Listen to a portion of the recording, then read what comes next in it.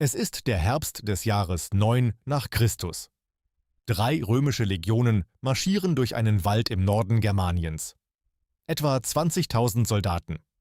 Der Mann an ihrer Spitze ist Publius Quinctilius Varus, Statthalter der Provinz Germania, enger Vertrauter des Kaisers Augustus. Er glaubt, er kennt dieses Land. Er glaubt, er kennt sein Volk. Er irrt sich. Das ist die Geschichte der Schlacht im Teutoburger Wald. Und wie 3 Legionen in 3 Tagen verschwanden. Rom ist 9 nach Christus auf dem Höhepunkt seiner Macht. Das Imperium erstreckt sich von Britannien bis Ägypten, von Spanien bis zum Schwarzen Meer. Nur Germanien macht Probleme.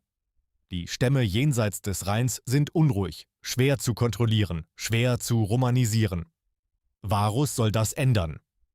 Er soll Germanien zur Provinz machen, mit römischen Gesetzen, römischen Steuern, römischer Ordnung.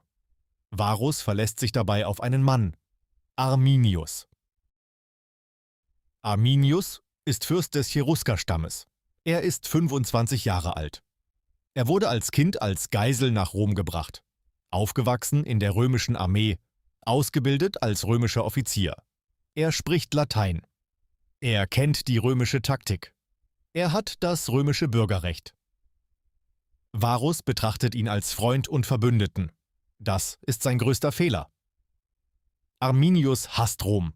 Er hat jahrelang gewartet, beobachtet, geplant. Im Herbst 9 nach Christus ist er bereit. Er hat im Geheimen mehrere germanische Stämme vereint. Tausende Krieger warten im Wald. Und er hat eine Falle gestellt. Er informiert Varus über einen angeblichen Aufstand in der Ferne.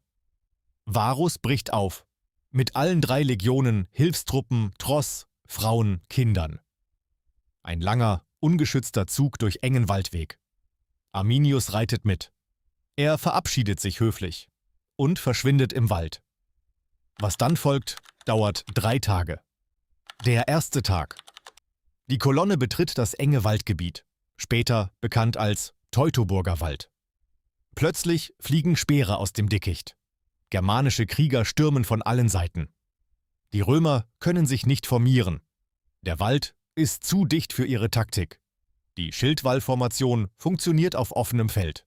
Nicht hier. Nicht zwischen Bäumen, Schlamm und Regen. Die Nacht bricht an. Die Germanen ziehen sich zurück. Die Römer bauen ein Lager. Sie zählen ihre Toten. Es sind viele. Der zweite Tag. Der Zug setzt sich fort. Der Wald wird enger. Der Regen hört nicht auf. Die Kolonne zieht sich in die Länge. Zu lang, zu dünn, zu verwundbar. Die Angriffe kommen wieder. Schnell, koordiniert, von überall gleichzeitig. Dann verschwinden die Germanen wieder im Dunkel. Der dritte Tag. Die Römer verstehen jetzt, was passiert. Es gibt keinen Ausweg. Der Wald hat kein Ende. Arminius kennt jeden Pfad. Varus sieht die Zerstörung seiner Armee und tut das Einzige, was ihm bleibt. Er stürzt sich in sein eigenes Schwert. Ohne Befehlshaber bricht alles zusammen. Was von den Legionen übrig ist, kämpft noch. Dann nicht mehr. Von 20.000 Soldaten entkommen nur wenige hundert. Als die Nachricht Rom erreicht, soll Kaiser Augustus durch seinen Palast gerannt sein, die Kleider zerrissen, den Kopf gegen die Wand geschlagen. Und immer wieder dieselben Worte.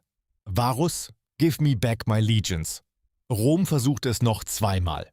2 Feldzüge unter Germanicus dringen tief ins germanische Territorium vor. Sie finden die Überreste der Legionen, Knochen, Rüstungen, Schilde, noch auf dem Schlachtfeld liegend, 6 Jahre später. Sie beerdigen die Toten. Und sie kehren zurück hinter den Rhein. Die Grenze bleibt, wo sie ist. Germanien wird nie römische Provinz. Die Sprache, die Kultur, die Stämme, sie bleiben unberührt von Rom. Arminius wird von seinem eigenen Volk ermordet, wenige Jahre später. Aber was er getan hat, lässt sich nicht rückgängig machen. Heute steht im Teutoburger Wald ein 54 Meter hohes Denkmal. Arminius, das Schwert erhoben, der Blick nach Westen, Richtung Rom. Was aus diesem Wald wurde und was nicht aus ihm wurde, bestimmt Europa bis heute.